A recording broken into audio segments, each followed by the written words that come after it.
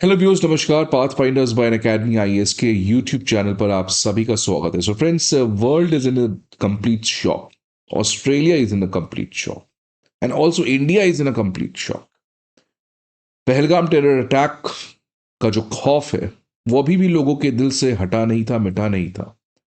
और अब कुछ सेम तरीके का घटना एक डेवलप्ड कंट्री, एक इंपॉर्टेंट पार्टनर हमारे लिए, ऑस्ट्रेलिया, वहां पे घटा। दोनों जो अटैक्स हुए हैं, चाहे वो पहलगाम टेरर अटैक हो या Bondi beach in Sydney terror attack हो, द डॉट इज सिमिलर।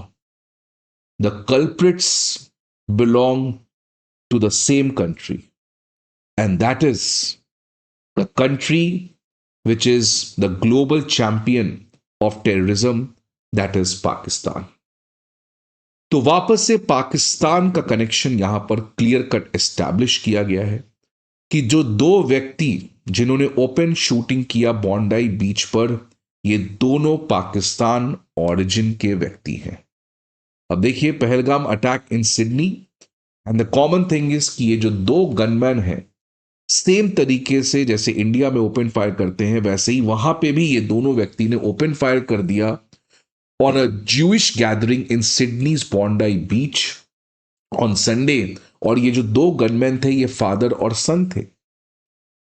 ये जो शूटिंग हुआ है, जिसको ऑस्ट्रेलियन अथॉरिटीज ने एक टेररिस्ट अटैक का लेबल दिया है, इससे लगभग 16 बेकसूर लोगों की जान गई है।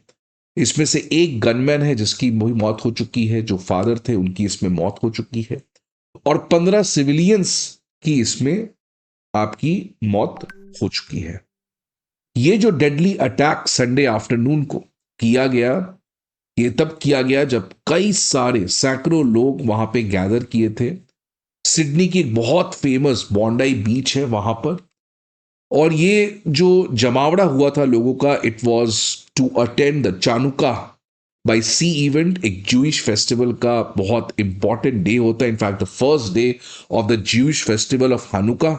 और उसी चीज को सेलिब्रेट करने के लिए ये लोग वहां पे जमा थे। And when these people were there, these two father and son duo, इन्होंने एक तरीके से स्नाइपर और बाकी गन्स के थ्रू एक ओपन फायर कर दिया। लोगों को भागने का भी मौका नहीं मिला, and on the spot 15 people they lost their life.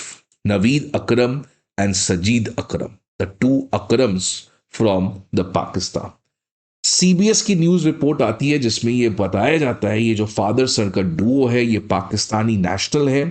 US intelligence officials ने भी इस पर्टिकुलर चीज को कंफर्म किया, और इस समय जो ये नवीद अकरम है, इसका एक काफी फोटो जो है वो वायरल हो रहा है, which is a driving licence.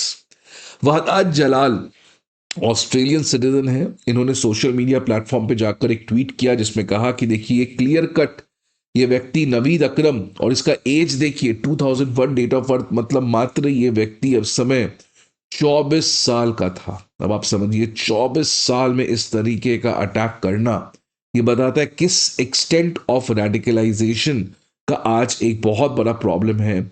और खासकर जो यंग पर्सन होते हैं उनको रेडिकलाइज करना काफी आसान है, because of lack of knowledge, lack of maturity, lack of understanding and other things.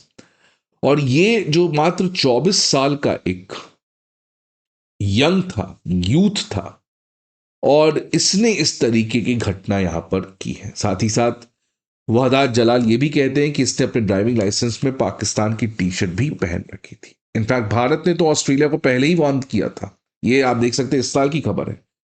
Defence minister Rajnath Singh ji ने ऑस्ट्रेलिया के डेप्यूटी प्राइम मिनिस्टर को यह कहा था, पाकिस्तान के साथ आप इंगेजमेंट ना करें, because if you going to engage, you are only going to get one return gift from Pakistan, which is terrorism. अब वेस्ट के लिए एक रियलिटी चेक तो मिल ही गया है। अब देखते हैं वेस्ट इस पर्टिकुलर चीज के ऊपर कैसे एक्ट करता है। बट फ्रेंड्स, मेरे 5 मेजर टेकअवेज हैं इस पर्टिकुलर इंसिडेंट को एनालिसिस करके। I have the 5 major takeaways. The first is obviously Jewish diaspora is under threat. ये जो इजराइल और बाकी उस पूरे रीजन में हुआ है, ऑब्वियसली इजराइल तो बहुत सेफ है, बट जो ज्यूइश पॉपुलेशन है, because let me remind you, same Jewish diaspora के ऊपर अटैक यूएस में भी हुआ था। ऑस्ट्रेलिया में भी हुआ, यूरोप में भी इस तरीके से वापस से एंटीसेमिटिज्म बढ़ रहा है। तो ज्यूइश डायस्पोरा के ऊपर कुछ रैडिकल्स का अटैक रहेगा, और इसीलिए ज्यूइश डायस्पोरा के लिए आज एक मोमेंट ऑफ इंट्रोस्पेक्शन है कि वो कैसे अपने सिक्योरिटी को इंश्योर करे। बिकॉज जो इसराइल में हुआ है, बिकॉज आज एक बहुत बड़ा ऐसा सेक्शन है जिसको लगता है कि इसराइल ने जेनोसाइड किया है, और उसी का दुश्मनी लेने के लिए इस तरीके के रैडिकल यूथ जो हैं वो ज्यूइश डायस्पोरा के ऊपर सेलेक्टिवली वर्ल्ड में टारगेट कर रहे हैं। सेकेंड टेक अवे, वेस्ट में जो ये एंटी इमिग्रेशन डिबेट चल रहा है वो वापस से और स्ट्रांग होगा। Why should people from other country come to our country, जो अमेरिका में चल रहा है। तो ये anti immigration debate, far right parties, इनका आने वाले समय में वेस्ट पॉलिटिक्स में बढ़ना ये बहुत इंपॉर्टेंट हो जाएगा। इससे ऑब्वियसली भारत को भी प्रॉब्लम होगा, बिकॉज एंटी इमिग्रेशन की जब बात करते हैं तो फिर आप इस एंटी इमिग्रेशन के इशू को पाकिस्तान इंडिया दोनों को एक साथ हाइफनेट करके देखते हैं, वो एक प्रॉब्लम आ सकता है भारत के लिए। तो ये भी भारत को देखना पड़ेगा।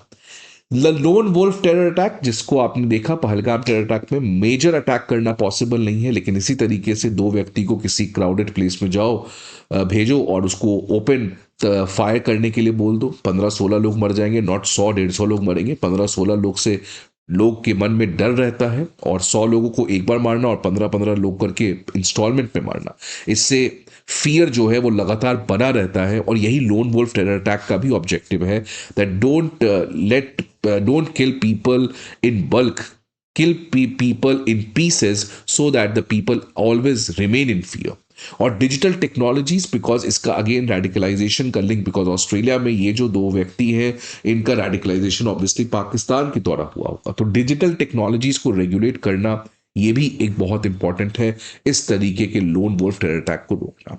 जो तो चौथा मेजर अटैक है कि मेजर टेक अवे है मेरा, इंडिया का जो स्टैंड है पहलगाम के बाद, आज फाइनली उसको एक बहुत सिग्निफिकेंट वेट मिलेगा, क्योंकि डेवलप्ड कंट्री में ऐसा हुआ है तो obviously world will seriously look towards it. और अब भारत जो है वो अगेन एक कलेक्टिव स्टैंड पाकिस्तान को बॉयकॉट, आइसोलेट करने के लिए कर सकता है। जिस तरीके की घटना हुई है, भारत को भी एनआरसी करवाने की इमीडिएटली जरूरत है, नेशनल रजिस्टर ऑफ सिटीजनशिप। जितने भी इलीगल इमिग्रेंट्स हैं या जितने भी ऐसे लोग एंटर कर चुके हैं इंडिया में जिससे इंडिया को सिक्योरिटी थ्रेट आने वाले समय में हो सकता है, बिकॉज वो व्यक्ति जो इलीगली इंडिया में घुसा है, जिसके पास न जॉब है, उसको रेडिकलाइज करके इस तरीके से काम करवाना ये और आसान हो जाता है। इसीलिए जितने भी ऐसे इलीगल इमिग्रेंट हैं, वो चाहे किसी भी देश से भारत में एंटर किए हों, उन सभी को आइडेंटिफाई करके भारत से बाहर डिपोर्ट कर देना चाहिए। ये आज एक बहुत बड़ी नेसेसिटी हो चुकी है। तो ये मेरे 5 मेजर टेकअवेज हैं। आपको क्या पर्टिकुलर इस न्यूज के ऊपर लगता है, please let me know the comment box. I hope आपको ये वीडियो अच्छा लगे। See you again some other video, till then good bye and take care.